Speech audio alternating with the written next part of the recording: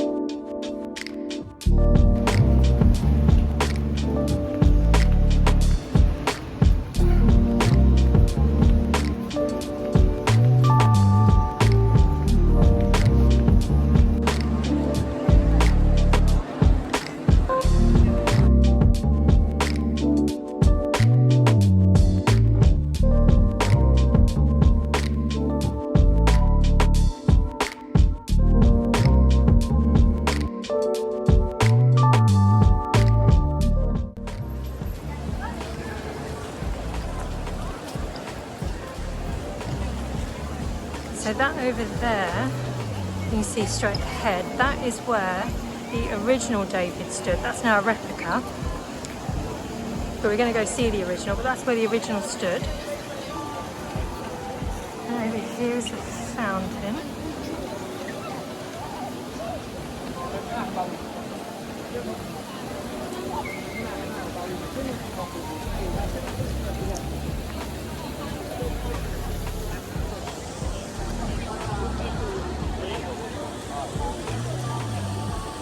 And in that space there, those are original sculptures. So it's like a free open museum for the sculptures. And there is Perseus and Medusa there. And then there's some other ones with Achilles and Hercules. I don't know if exact name, and then the Uffizi is over there and we're going over there. But first we're going to go get some water from the fountain.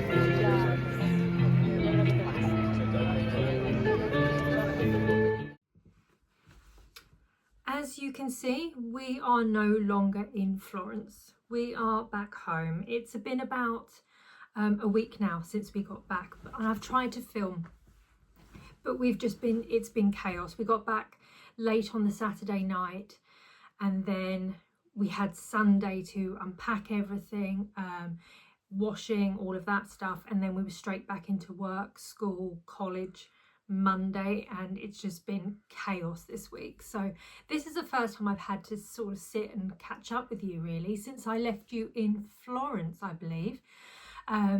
We were sat overlooking Florence waiting for sunset, and it was beautiful. I didn't capture it, and this is the thing I found about the holiday, actually, was I thought I would capture a lot more than I actually did, because I actually just found I was really enjoying being there in the moment rather than wanting to look at everything through a screen. And what actually came from the holiday more and more is we really started to realise this was a very bittersweet holiday, because it was different. For the first time, the children, and I use that term loosely, 14 and 17, they really were much more independent, and they didn't want to hang out with us. They didn't really want to be at the pool all the time like they have done in previous holidays, where you know how it is with kids and it's all about the pool. When are we if you go on a day out, when are we going back to the pool? So we actually organised it. We had a few days out, and then a lot of the time was just around the pool, because we figured we could do with some relaxation as well. And it ended up being that the kids just weren't that interested. They were happy to come up to the pool for an hour or two, but in years gone by, they would have been there the whole day, and it would have been constantly, playing in the pool. And this time it was like, oversleeping, staying into bed late, getting up, then being like, yeah, we'll come to the pool for a couple of hours in the afternoon, but that was it, really. So there was a lot of time of just, me and my husband on our own, kind of looking at each other like, this is weird. We have never gone on holiday and had time together alone. It's never happened. We're always all together, and we come back more tired than when we left half the time. So it was a really strange thing for us to realize that's the end of those family holidays where we are all together. That was, we had the last one 2 years ago and didn't realize it. So when we were together, it was just making the most of that, because it was like, actually, the next time, because we tend to do foreign holidays every 2 years, and so we said the next time we will be looking to go abroad and have this type of holiday, we're looking at them being 19 and 16. There's a chance the elder one won't even want to come. So we were like, this is it. This potentially is it. So yeah, it made me take those moments and actually just want to be in them rather than looking at them through a screen, which isn't ideal for doing YouTube videos, and I appreciate that. However, I have the memories, and that's more important. So yes, so I left you in Florence overlooking, and it was really, really lovely. We left probably prematurely, because we had a booking for a restaurant, because Florence to eat is quite difficult without bookings. It could have got darker. We didn't see the cathedral light up, but we did see the bell tower and, you know, the bridge lights and everything come on, which was a bit of a shame that we didn't think maybe after sunset would take longer to get for all that to come on than it did. So that was a real shame. But we've thoroughly enjoyed sat there watching couples that had just got married turned up for their wedding photos, and they sort of got everyone to cheer and to be part of those photos and videos, and that was really interesting. And, you know, people watching and being part of that, that was quite fun. And then that was our last day out. After that, we spent most of the time, you know, round the pool, like I said, and that made it in itself difficult to film, because obviously, as you can appreciate, that time of year there are lots of families with young children, and it doesn't feel right to be recording with people's children, you know, around. That doesn't feel okay. So yeah, so it was a lovely holiday. We had Pompeii was something else. It was something I'd always wanted to go and do since I was in primary school, and we did a project on it in one of my first few years of primary school, and it always stuck in my mind, you know. And then being there and seeing the streets, and it was just like, wow, I can't believe I'm here. It was one of those moments that was like, I can't believe I actually made it here. I said all those years ago, little me at like 9 years old said, you know, I want to go there one day, and I got there. The heat was something else. We were mad to go and do it in August. I fully knew we were insane. So we did go at 9 a.m. to try and do it in the cooler part of the day. But actually, by the time it was 12 o'clock, it was the humidity. It was so humid, and I wasn't expecting the humidity to be as high as it was. Actually, I didn't realize that area was so humid. And by 12 o'clock we were flagging. You know, we were having to sit in the shade and just trying, you know, there's fountains all over Pompeii, so we were constantly filling up our water bottles and drinking. But oh man, it was hot. But thoroughly enjoyed it, and me and my husband have both said we are definitely going to go back on a cooler holiday. So, you know, looking at the beginning of the year, the end of the year, out of season, to go back to do Pompeii, to do the places that we couldn't see because we just couldn't walk around in the heat anymore, and listen to the audio guide and do it properly, you know, without melting. We drove up Vesuvius, so you would have seen that we drove a bit up Vesuvius. We went to look at the idea of walking to the top of Vesuvius, but we've very quickly realised you could not do that unless you were doing it first thing in the morning. It was entirely too hot, and there was no tickets available till later on in the day, and we said there's absolutely no way that we are going to be able to walk. I think it's a kilometre climb. There's no way, absolutely no way. So we would like to go back and do that, and the Amalfi Coast as well, so, and see all of that outside of the peak tourist times of year, to just enjoy it. It's not going to be a beach holiday. It's going to be going and seeing these things and doing these things. So that's exciting that we know that we're going to go back and do that. So that was our holiday. We had most evenings we just barbecued. We had a barbecue at our caravan. So we would barbecue most evenings. We'd sit and play games. Uno No Mercy was the sort of favourite. That was a good game, actually. We did enjoy that. I know it's a very simple concept, but we actually really enjoyed the Uno No Mercy. So we sat and played that, sat out till late in the evening, for me, late in the evening is 10 p.m. because I'm normally in bed by 9.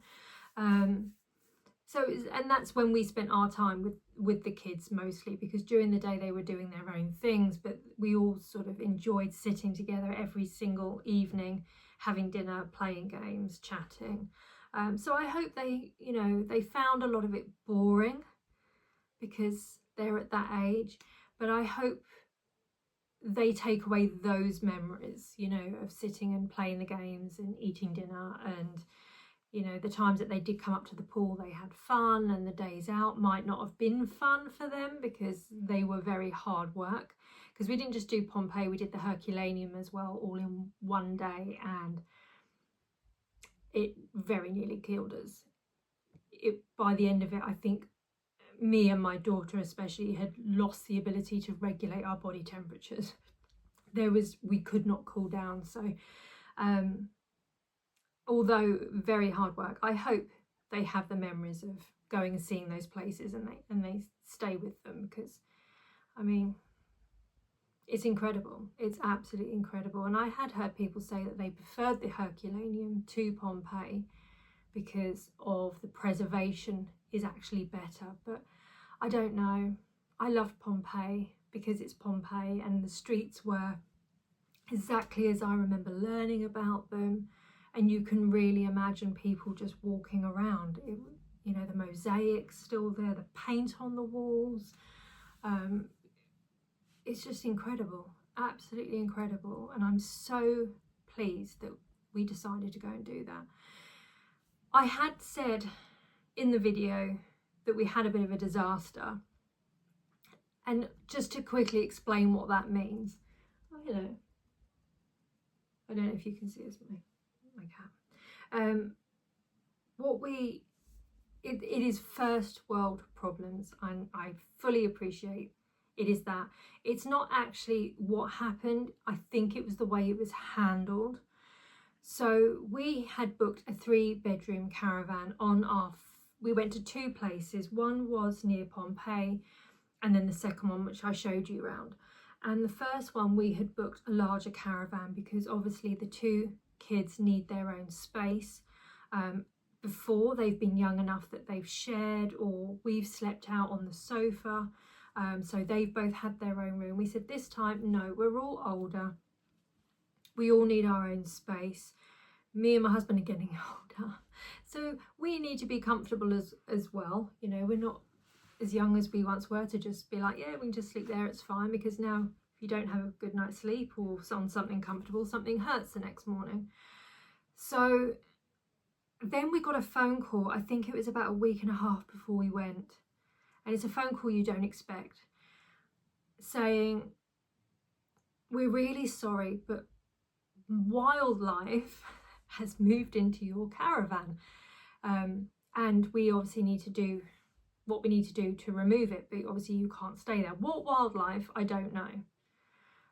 That's a mystery. It could be one of many things, but wildlife had moved into our caravan, so we're really sorry. You can't have the accommodation that you booked. However, we've put you into a 2-bedroom caravan. And we were like, well, okay, I will never shoot the messenger. The person who has to make that phone call, it's not their fault. So I am never, ever, ever going to say to them, that's not okay, or, it's kind of like, oh, okay. At that point, and still quite grateful it wasn't just cancelled altogether and said, sorry, we can't accommodate you. Then they said, well, we will give you £150 of a refund and put in a linen package for you. And obviously in that phone call, initially I was like, yeah, okay, can't be helped, thanks very much, is what it is. If there is any changes and a bigger accommodation becomes available, can you please let us know, because obviously this isn't ideal for us, but we appreciate you've managed to find us somewhere else. And it was only a couple of days later when I was thinking about it, and I looked at the prices of what the difference between the accommodation we were put into and the accommodation we booked. and it was a bigger price difference than £150 between the two. And I did raise that, and I went back to them. I went, look, you know, obviously when I had that phone call, I didn't have time to really process what was being said. I was just grateful to you, obviously, and still am, that our holiday wasn't our accommodation wasn't cancelled. However, I've just looked, and there is a big price difference between those two. That 150 seems like we're actually paying more for that accommodation than it was actually ever advertised for. We're paying more for less, and you know, that doesn't feel right. And I suppose where I felt it was a bit let down, and I've never had this issue with Eurocamp before, but where I felt a bit let down was then they were very much kind of, just be grateful you're still going, was the attitude I got. Like, just be grateful. Well, what do you know, and I questioned it, and they said, well, what do you think is a reasonable amount of compensation? And I was like, I don't know. It's a number, but I'm thinking it would be the difference between the two accommodations. And the reply I got to that was, the pricing is fluid, so there isn't it can change daily, so there isn't a set amount that we can refund you, because the prices are always changing. And I was like, that feels wrong. To me, that felt wrong, and I was a bit disappointed in how that was handled. But that didn't sit very well. It wasn't a complete disaster, as it maybe sounded like it was, but it was just kind of feeling, yeah, I guess feeling unvalued as a customer when we have always gone with them and we've always found them really good. And please, you know, I don't hear many bad things. And the second part of our holiday was amazing, and they were great as normal. But this was the first time we actually had something come up that wasn't okay, and trying to resolve it, and then feeling very much like their way of resolving things wasn't that great, and made us feel like we weren't really valued.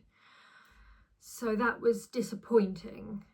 But it's first world problems. I appreciate that. We were very fortunate to be able to go.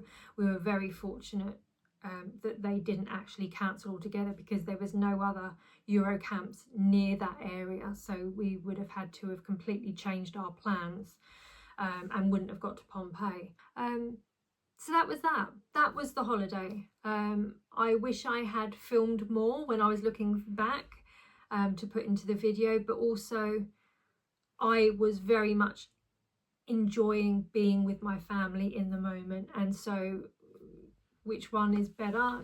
I know for me, making YouTube content is going to be secondary to that. We'll be filming another video and hoping to get back to a once a week schedule now that we're back. I have my university work starting soon, so that's going to be a new element to it, of fitting in study time as well.